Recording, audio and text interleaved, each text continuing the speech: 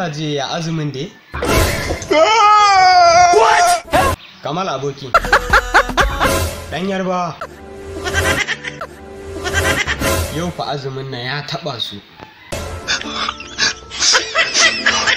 Mazaje, ina zaka je ana azumi? Wallahi na bar garin nan. Sai na yi sati biyu ban dawo ba. Kafin ya bar garin, ku kama shi.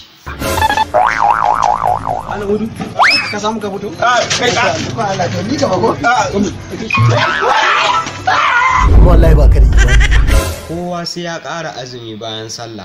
Baka daina wannan maganar da kake yi ba. Zan sa bindigan nan fasa kwakwalwa. Kai na harbi. Wai ba shi izini dan Allah kai.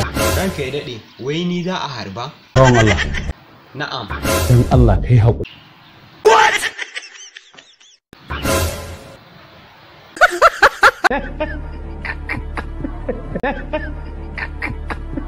What?